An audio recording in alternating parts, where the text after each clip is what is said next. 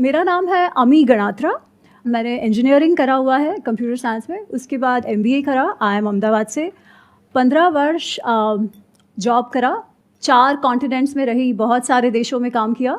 और 2020 में जब मैं वापस भारत आई तो फिर जो पढ़ा था उस पर लिखने का अवसर मिला।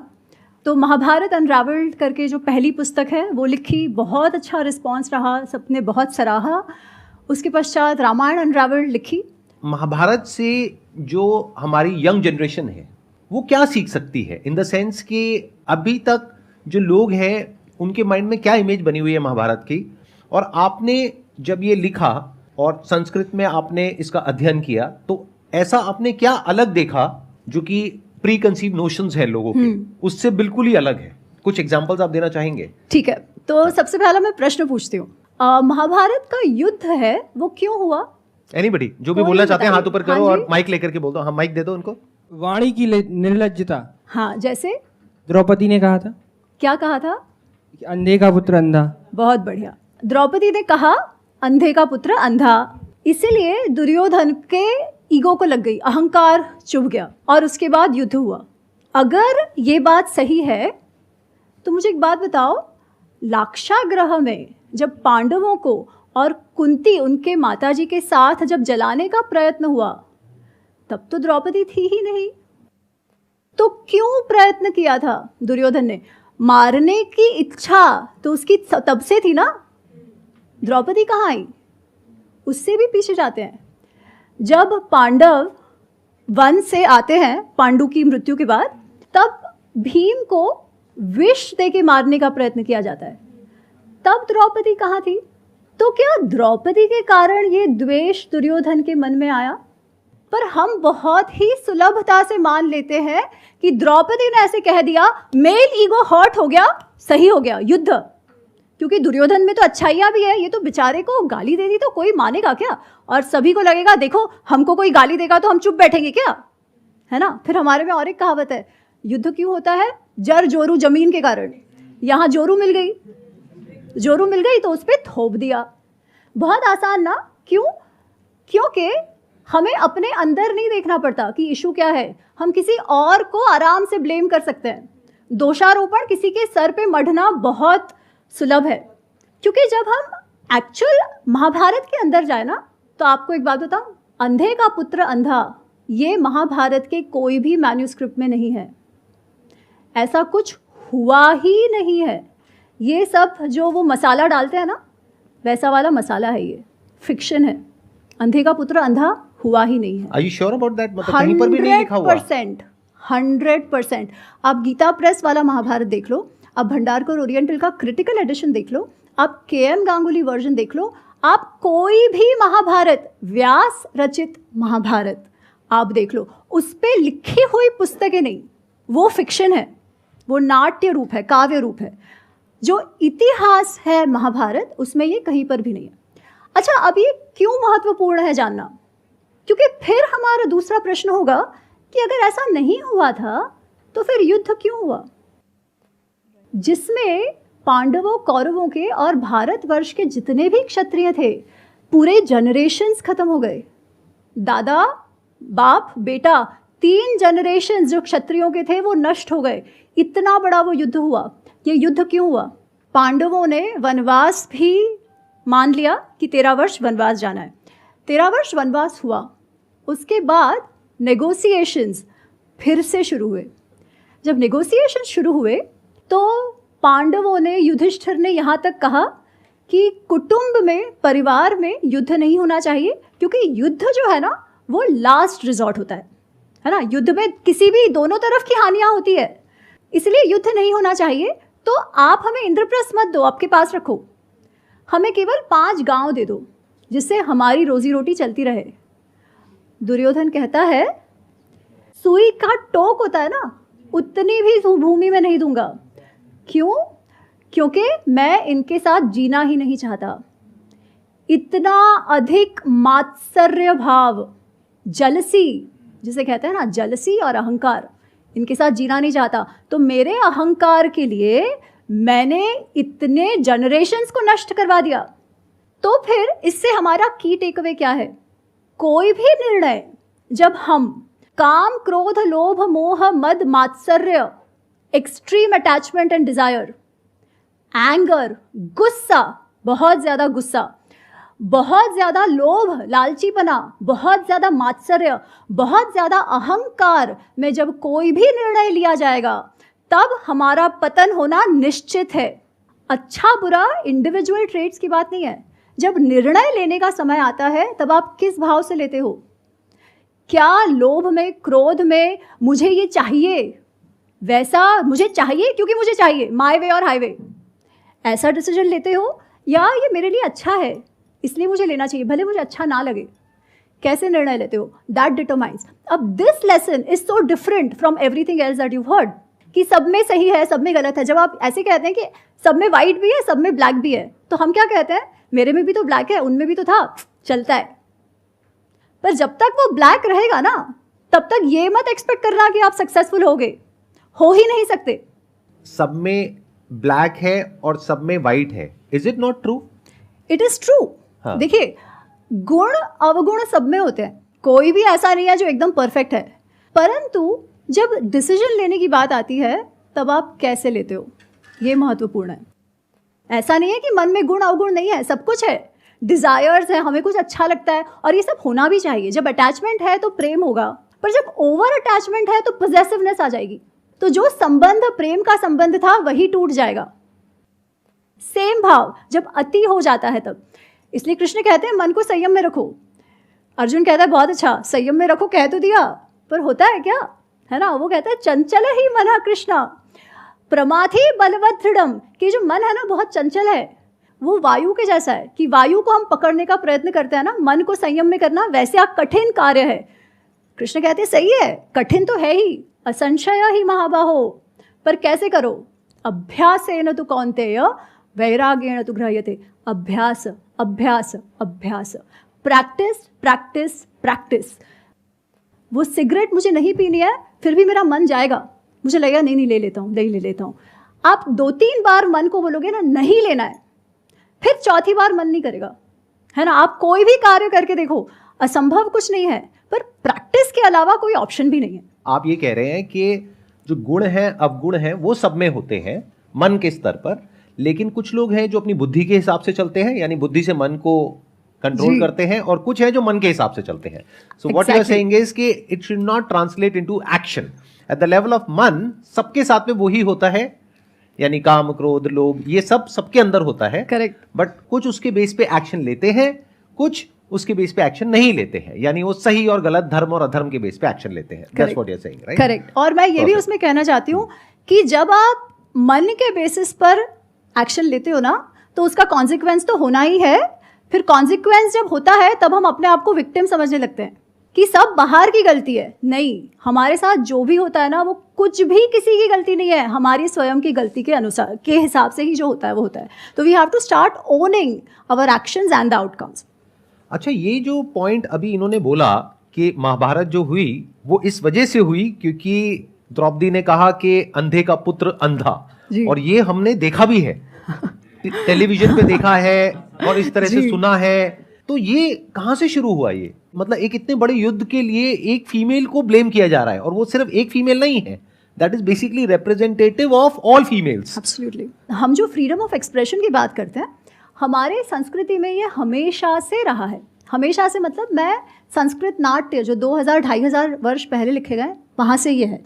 अब ये पर्टिकुलर प्रसंग कहाँ से आता है ये मैं नहीं जानती, पर वो कहता है ना, लोक कथा में आता गया और ये बाहर तक, फिर अब वही सच्चाई हो गई जो बहुत बार बोला जाता है। जब भी कुछ काव्य लिखे गए तब उसमें जो हमारे नाट्यकार थे वो क्रिएटिव लिबर्टी तब से लेते हैं, क्योंकि पर्पस अलग है। पर्पस है रस, पर्पस है एंटरटेनमेंट, साथ साथ थोड़ा सा आप लेसन्स भी दे दो, पर वो क्रिएटिव लिबर्टी हमेशा से रहा है। हुआ क्या कि वो इतना सुंदर होता था कि वो क्रिएटिव लिबर्टी जो है वही सत्य हो गया। द्रौपदी के विषय में आप हमेशा जब सुनते हो तो उसे वो या तो अंधे का पुत्र अंधा, या हमेशा बदला चाहिए बदला चाहिए बदला चाहिए, जबकि आप द्रौपदी का जो व्यक्तित्व महाभारत में देखते हो वो एकदम ही अलग है। She is one of the most graceful ladies that can ever be. तो एक प्रसंग आता है महाभारत में जो वन पर्व में है, इसको कहते हैं द्रौपदी सत्यभामा संवाद। द्रौपदी सत्यभामा संवाद में ऐसा होता है कि वनवास में है पांडव, द्रौपदी और सब, और कृष्ण सत्यभामा उनसे मिलने आते हैं। तो वो जब उनसे मिलने आते हैं तो पहले तो कुछ कुछ बात चलती है, जो पुरुष हैं वो अपनी बातें करते हैं और द्रौपदी और सत्यभामा बात कर रहे हैं। सत्यभामा द्रौपदी से पूछती हैं, तुम्हारा मुझे वशीकरण मंत्र चाहिए, तुम्हारे पास वो कौन सा वशीकरण मंत्र? वशीकरण मंत्र मतलब ऐसे हिप्नोटाइज कर देना, मुझे वो मंत्र बताओ। द्रौपदी कहते क्या हुआ? वो कहती है कि ये जो 5 पांडव है वो नित्य ही तुम्हारा चेहरा देखते रहते हैं, तुम कहती हो वो कर देते हैं, जो तुम चाहती हो वो सभी पांडव करते हैं, ये 5 पांडव तुम्हारे वश में है, तो मुझे बताओ तुम्हारे पास कौन सा वशीकरण मंत्र है?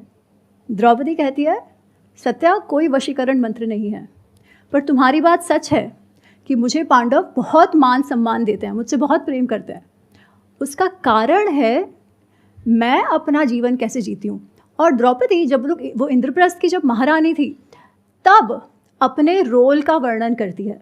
It is one of the most beautiful chapters of Mahabharat. Unfortunately इसके विषय में बात नहीं होती।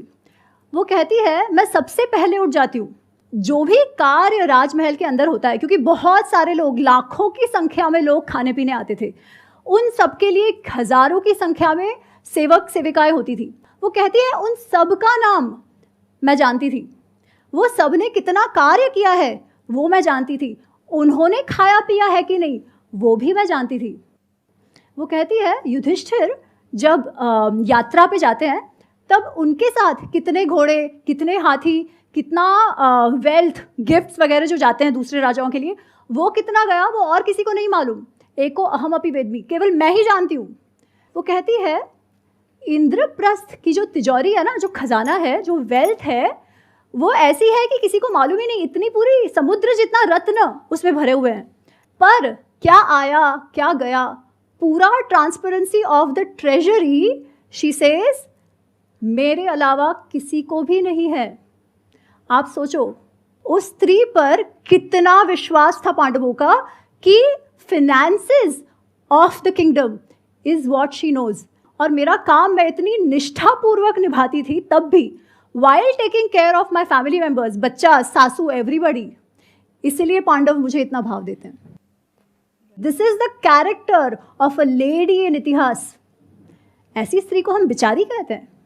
ऐसे समाज को जहाँ स्त्री को इतना स्टेटस मिला हुआ है, जहाँ फिनेंसेस भी वो देखती है, उस समाज को हम स्त्री द्वेषी कहते हैं।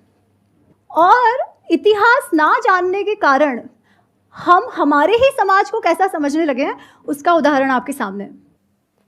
इसीलिए इतिहास को इतिहास के रूप में जानना अत्यंत आवश्यक है और बिल्कुल भी कठिन नहीं है। ये सारी पुस्तकें हैं, केवल हमें उन्हें पढ़ना है और हमारे इतिहास को, हमारे अपने आप को जानना है। हम जैसे सीता और द्रौपदी की बात करते हैं, संदीप सर के मैंने 3-4 वीडियोस देखे थे एंड मतलब पिछले 3 साल से मेरी खुद की लाइफ में वो चल रहा था कि मेरी लव मैरिज थी, 8 साल के बाद हमारी शादी हुई थी, पर मेरे हस्बैंड को ब्रेन हैमरेज हो गया 2020 में और अभी भी वो पैरालिसिस ही है उनको। तो जैसे सीता और द्रौपदी 2 कैरेक्टर्स हमारे दिमाग में रहते हैं और मैं भी हिस्ट्री की स्टूडेंट थी, LSR से पास्ड आउट थी, मेरा खुद का NGO है और क्योंकि कहते हैं जो काम आप करते हैं बाहर वही काम आपके घर में आ जाता है। मैं विकलांग बच्चों के लिए काम करती थी और वही विकलांगता मेरे घर में आ गई। तो मेरा क्वेश्चन आपसे ये है, जैसे जब ये सब कुछ होता है तो आपकी फैमिलीज बहुत आसानी से आपको छोड़ के चली जाती हैं, जैसे आपने कहा कि कर्म है ना। जब हम कर्म की बात कर रहे हैं, हम ऐसा कैसे सोच सकते हैं कि हमें इस एज में ये हमारे कर्मों का फल है, क्योंकि मुझे इस जन्म में ऐसा कुछ कर्म याद नहीं आता है कि मैंने ऐसा कुछ किया हो। और मेरा संदीप सर से भी एक क्वेश्चन है कि जैसे आप मोटिवेटेड रहने की बात करते हैं, it's been from last 3 years मैं कोशिश करती हूँ कि मोटिवेटेड रहूँ और अब तो शायद ऐसी पारिवारिक स्थितियाँ हो जाती हैं जब मम्मी पापा कहते हैं कि उनको छोड़ दो, कब तक ऐसे चलेगा या कब तक ऐसी लाइफ रहेगी, क्योंकि मेरी एक छोटी बिटिया भी है। और ब्रेन हैमरेज के बाद ऐसा होता है कि वो शायद कभी रिकवरी नहीं होता है, क्योंकि स्ट्रोक में रिकवरी के चांसेस होते हैं, विदिन 6 months आप चल फिर सकते हैं, पर हैमरेज के बाद शायद ऐसी स्थिति होती है कि वो पैरालिसिस कभी रिकवर नहीं होता है। सीता अपने हक को छोड़ती है और वो देवी बन जाती है। मैंने अपने हक को छोड़ा, अभी हमारे लॉज वगैरह साथ नहीं रहते हैं। अगर द्रौपदी अपने हक की बात करती है तो ये बोला जाता है कि आप अपनी संपत्ति के लिए लड़ रहे हैं या आपने परिवार को तोड़ दिया, आपने विभाजन कर दिया। तो आपकी नज़र में, आपने इतना इतिहास पढ़ा है, आपने इतनी महाभारत रामायण बहुत सारी किताबें शायद आपने लिखी हैं, आपको क्या लगता है जीवन में आज के आधुनिक भारत में क्या सीता की भूमिका निभाना सही है या द्रौपदी की तरह अपने हक के लिए लड़ना सही है? अगर आप द्रौपदी बनते हैं, आप खुद भी बहुत मेंटल ब्रेक थ्रू से जाते हैं जो ऑलरेडी आपकी लाइफ में चल रहा है, और अगर आप सीता बनते हैं, आप सब कुछ छोड़ देते हैं, तो क्या उस लाइफ को बहुत लॉन्ग टर्म निभाना संभव है? सबसे पहले तो मैं आपसे कहना चाहूँगी कि आप में बहुत शक्ति है एंड आपके शक्ति को नमन है। जहाँ तक मैंने देखा है, कर्म ना बहुत ही कॉम्प्लेक्स सब्जेक्ट है। ऐसा नहीं है कि कल हो गया और आज उसका इफ़ेक्ट दिखता है। ऑल्सो जो हम देखते हैं, जिसे हम बुरा मानते हैं, वो ज़रूरी नहीं है कि बुरा है, उस टाइम फ्रेम के लिए तो है, but we don't know what's going on behind that, right. पर आपको एक बात बताती हूँ, द्रौपदी या सीता माँ, उन दोनों के ही जीवन में हक छोड़ा, हक रखा, ये सब नहीं है। तकलीफ़ें तो आई थी, जो नहीं आनी चाहिए थी वो भी आई थी, जो हम जितना देखते हैं दे डिडंट डिज़र्व, बट जो भी आया, that is one thing that they did not lose, जिसके कारण हम दोनों को ही आज मानते हैं। That is the sense of kartavya bhav and the sense of grace. Forget what stories we heard. परिस्थिति कोई भी हो, क्योंकि परिस्थिति पे हमारा कंट्रोल है ही नहीं, है ना, बिल्कुल भी कंट्रोल नहीं है। अच्छा होता है, बुरा होता है, ऐसी चीज़ें हो जाती हैं जो कभी सोचा ही नहीं था। Who do we blame for it? We don't know. आपकी परिस्थिति में ऐसे देखती हूँ कि आपके पति जो हैं, उनके जीवन के जो भी कर्मफल जो भी होंगे, उनको आपके साथ मिलवाया ही इसीलिए है ताकि जो भी आपका जो सामर्थ्य है वो उनके जीवन के लिए काम आए। अच्छा, अब इसके आगे क्या करना है वो आप प्रेशराइज मत करिए, बिकॉज आप पर आपकी बेटी का भी कर्तव्य भार है, ठीक है। इसलिए क्या करना है वो आपको निर्णय करना है, पर आपके साथ ऐसा हुआ उसमें आप किसी को दोष मत दीजिए। वो इसलिए हुआ है क्योंकि कहीं ना कहीं पहली बात तो है, ऋणानुबंधन की एक बात होती है जो मैं बहुत सीरियसली मानती हूँ। पिछले जन्मों का कहो, जो भी कहो, जिनके साथ जितना समय जिस परिस्थिति में निभाना होता है ना, वो निभाना ही पड़ता है। जहाँ तक वो ऋणानुबंधन है वो रहता है। जब वो ऋणानुबंधन खत्म हो जाए ना, तब आप कितना ही प्रयत्न करो, वो नहीं रहता। I also add something in it, क्योंकि ये सिर्फ आपकी प्रॉब्लम नहीं है, ये हमारी पूरी की पूरी सोसाइटी की प्रॉब्लम है। क्योंकि होता क्या है कि यहाँ पर सुपरस्टिशन बहुत ज़्यादा है, अंधविश्वास बहुत ज़्यादा है, हमारी सबकी नस नस में दौड़ रहा है। तो होता क्या है कि कहीं भी कुछ गलत होता है हमारे साथ में, तो हम कुछ ऐसी चीज़ों को ब्लेम करने लग जाते हैं जिसका दूर दूर तक उससे कोई कनेक्शन नहीं होता है। जैसे आपने जो कहा, मैं उसी बात को रिपीट कर रहा हूं। आपने क्या कहा कि मैं एनजीओ में काम करती थी जहां पर इस तरह के पेशेंट्स होते थे, और ये कहा जाता है, मुझे नहीं पता कौन कहता है ऐसा, बट जो भी कहते हैं कि जहां आप जिस तरह की सिचुएशंस में काम करते हो वैसे ही कुछ आपके साथ होने लग जाता है। ये सब बकवास है। इस तरह की बातें मानना इज इलॉजिकल, इज अनसाइंटिफिक। क्योंकि अगर यही होता, इसका मतलब वो डॉक्टर्स जो कैंसर को क्योर कर रहे हैं उन सबको कैंसर हो जाता या उनके घर में हो जाता। It does not make any sense. Number one, that has to be very clear. हां, अगर कोई ऐसी बीमारी है जो कि ट्रांसमिट हो सकती है, then it makes complete sense. कोई वायरल इंफेक्शन है, बैक्टीरिया इंफेक्शन है, वो वहां से आपने कैच किया, आपसे उनको हो गया, makes complete sense. But if there is something that is not transferable और फिर आप ये कह रहे हैं, तो that is unscientific. That is one. तो never be unscientific in your thinking, because the moment you are unscientific, यानी आप लॉजिक से हटते हैं, रीजनिंग से हटते हैं, तो आप सुपरस्टिशियस हो जाते हैं। Then you become vulnerable to such people जो आपके फियर का बेनिफिट लेते हैं, आपके कंफ्यूजन का बेनिफिट लेते हैं, आपको ऐसे रास्तों पर लेकर के जाते हैं जहां पर आगे सिर्फ डार्कनेस होती है। तो never get into that territory. This is a message for all of you and like say everybody who is watching me. क्योंकि the moment you start accepting these baseless arguments और these superstitious beliefs as facts, वहीं से हमारा downfall शुरू हो जाता है, हमारी थिंकिंग का। अब हमारी जो थिंकिंग है उसका कोई ग्राउंड ही नहीं है। इट्स लाइक अ बॉटमलेस पिट, वो गिरती जाएगी नीचे नीचे। That is one. सेकेंड, ये जो लॉ ऑफ कर्मा का पूरा कॉन्सेप्ट है ना, इससे ज्यादा मिसअंडरस्टूड और कोई कॉन्सेप्ट नहीं है। अगर आप मेरे स्टैंड पॉइंट से देखेंगे, जहां तक मैं भी पहले इसको समझता था, मैं भी कुछ ऐसा ही समझता था जहां तक मैंने स्टडी किया था या समझा था, कि हमारे कुछ कर्म हैं, कुछ संचित कर्म हैं जो पिछले जन्मों के हैं, जो चले आ रहे हैं, उसकी वजह से हमारे साथ में कुछ हो रहा है। तो अगर कभी हमने पास्ट लाइफ में कभी कुछ बुरे कर्म करे हैं तो उसका तो फल मिलेगा ही। मेरे स्टैंड पॉइंट से आप देखेंगे, जो हो सकता है इनके स्टैंड पॉइंट से बिल्कुल अलग हो। जो एक करता है उसका असर सब पे होता है, और जो सब करते हैं उसका असर एक पर होता है। तो अपने आप को ब्लेम करना बिल्कुल छोड़ दो, इस गलतफहमी से बिल्कुल बाहर आ जाओ कि मैंने कुछ ऐसा किया जिसकी वजह से मेरे साथ में कुछ ऐसा हो रहा है, या उन्होंने कुछ ऐसा किया जिसकी वजह से उनके साथ में ऐसा हो रहा है। We can talk about it, we can debate about it. मैं आपको बताता हूं मेरा टेक क्या है, आप बताइएगा आपका क्या टेक है इसके ऊपर। मैं कैसे देखता हूं इस दुनिया को कि ये जो हमारे नोशंस हैं, अलग अलग जो रिलीजन्स हैं उनके अलग अलग नोशंस हैं। तो मैं क्या कह रहा हूं, इन सबको अगर हम एक बार को हटा दें, जो भी लिखा हुआ है उसको हटा दें। मैं ये नहीं कह रहा वो लिखा हुआ गलत है, मैं ये कह रहा हूं कि हो सकता है हमारा इंटरप्रिटेशन गलत हो सकता है वो जैसे करके हो कि एज एन एग्जाम्पल के ऐसा होता है और उसका हमने अपने आप ही कुछ और मतलब निकाल लिया। तो मेरे हिसाब से लॉ ऑफ कर्मा क्या है, मेरे स्टैंड पॉइंट से अगर आप समझेंगे तो, कि जो एक करता है उसका असर सब पे होता है। यानी कि क्या, आज जिस जगह पर अभी हम बैठे हैं, Delhi, which is one of the most polluted cities in the world, यहां पर जो बच्चा पैदा हो रहा है, क्या वो उसके बुरे कर्म है जिसकी वजह से वो पैदा हो रहा है?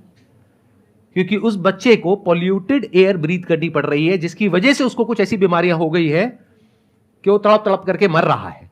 किसकी वजह से? अपने पास कर्म की वजह से? अरे नहीं, हमारी पूरी की पूरी सोसाइटी की वजह से, या पूरी ह्यूमैनिटी की वजह से, अगर और ब्रॉडली देखो तो। अब ये जो आर्ग्यूमेंट्स होते हैं ना, इसको हम बारीकी से नहीं देखते हैं, इस वजह से हम कंफ्यूज हो जाते हैं। और जैसे हम कंफ्यूज हो जाते हैं तो लोग आ जाते हैं हमको मिसगाइड करने के लिए, कि कुछ भी आपको बोलेंगे और फिर कहेंगे कि अच्छा ठीक है, आपको ये करना है, अब आपको वो करना है, ये कर्म कांड है, ये पहन लो, वो पहन लो, ये कर लो, वो कर लो, यहां चले जाओ, वहां चले जाओ, all that stuff, and then you are completely lost. जैसे बहुत सारे लोग ये समझते हैं कि जो भी हम करते हैं वो हमने कुछ किया होता है और एक बीज की तरह होता है जो हमने बोया, अब उसका फल मिल रहा है। तो जब सोसाइटी में कोई रेप होता है उसके लिए किसको ब्लेम करोगे? उस इंसान को जिसके साथ में वो हो रहा है, क्योंकि पुराने जन्मों में उसने कुछ किया है। अगर ये लॉ ऑफ कर्मा की आपकी थ्योरी है तो अगर किसी के साथ में कुछ गलत हो रहा है तो क्यों हो रहा है, उसके पीछे बहुत सारे रीजंस हैं, और वो रीजंस बहुत ही ऑब्वियस हैं। उसमें किसी मिस्टिकल बात को हमको बीच में घुसाने की जरूरत नहीं है। यानी कि वहां पे लॉ एंड ऑर्डर की प्रॉब्लम है, जो जस्टिस सिस्टम है उसकी प्रॉब्लम है, कि अगर कोई गलत करता है तो उसको सजा मिलने में 20 साल, 30 साल, 50 साल लग जाते हैं। तो लोगों के अंदर उसका डर नहीं है, लीगल सिस्टम का। क्रिमिनल्स होते हैं वो बच करके निकल जाते हैं। जो उस बच्चे की अपब्रिंगिंग है, जिसने ऐसा कुछ गलत किया, उसकी अपब्रिंगिंग में प्रॉब्लम है, एजुकेशन सिस्टम में प्रॉब्लम है, तो हम इन सबको ठीक नहीं करेंगे। हम क्या करेंगे, इसका एक ओवर सिंप्लीफाइड आंसर उठा करके लोगों को दे देंगे, क्योंकि उसको समझाने में भी मेहनत नहीं है समझाने वाले को, और समझने वाले को भी अपना दिमाग नहीं लगाना है। ग्लोबल वार्मिंग किसकी वजह से हो रही है? किसी एक की वजह से हो रही है, हम सबकी वजह से हो रही है। Why don't we take responsibility? Humanity की वजह से हो रही है। अच्छा, ग्लोबल वार्मिंग की वजह से अगर कहीं पर बाढ़ आती है, मान लेते हैं दुनिया के किसी पार्ट में आती है, जो आएगी फ्यूचर में, और वहां पर लाखों लोग मर जाते हैं, क्या उन लाखों लोगों ने कुछ गलत कर्म करे हैं जिस वजह से वो मर गए हैं? Does that make any sense to you guys?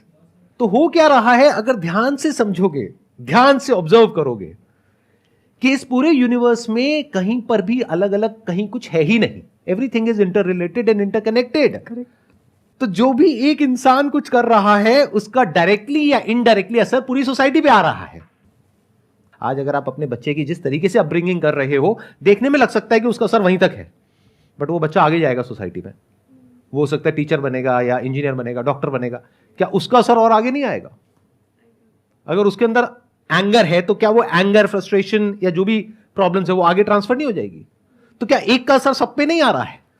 एक चेन नहीं बन रही है पूरी की पूरी? Can't we see that? Isn't it obvious? हम क्या करते हैं, इसका एक ओवर सिंप्लीफिकेशन निकाल देते हैं कि एक बच्चा है, उसने मान लो गुटखा खाने का डिसीजन लिया, तो उस बच्चे की गलती है। बच्चा मतलब 15-16 साल का, जहां पर यूजुअली ये सब चीजें शुरू होती है। अच्छा, उसकी गलती है सच में? क्या उसके अंदर इतनी बुद्धि है कि वो ये समझ पाए कि इसकी वजह से क्या होने वाला है आने वाले 20 साल बाद? तो क्या हम पूरा ब्लेम उस पर डाल सकते हैं, उसके कर्मों पर डाल सकते हैं? या फिर हम है सोसाइटी जहां पर के इस तरह की एड्स कर रहे हैं वो लोग जो आपके हीरो हैं, जिनके लिए आप लड़ने मरने कटने को तैयार हो जाते हो, जिनके बारे में अगर मैंने नाम ले दिया तो आप लोग आकर के मुझे ही उल्टा बोलने लग जाओगे, जिनके बारे में आप कुछ सुन नहीं सकते हो, आपके सो कॉल्ड हीरो, वो जाकर के ऐसी चीजों की ऐड कर रहे हैं। तो क्या उस बच्चे को जो कैंसर हो रहा है वो उस गुटखा कंपनी की वजह से हो रहा है? या आपकी वजह से हो रहा है, हमारी सबकी वजह से हो रहा है, क्योंकि हम चाहें तो बहुत कुछ कर सकते हैं लेकिन कुछ करते नहीं है। तो जैसे ही लॉ ऑफ कर्मा को आप इस तरीके से समझते हो तो हम सबके ऊपर एक बहुत बड़ी रिस्पॉन्सिबिलिटी आ जाती है, क्योंकि अब फ्यूचर जैसा भी होगा सिर्फ आपका अपना नहीं, क्योंकि आपका अकेले का तो कोई फ्यूचर है ही नहीं।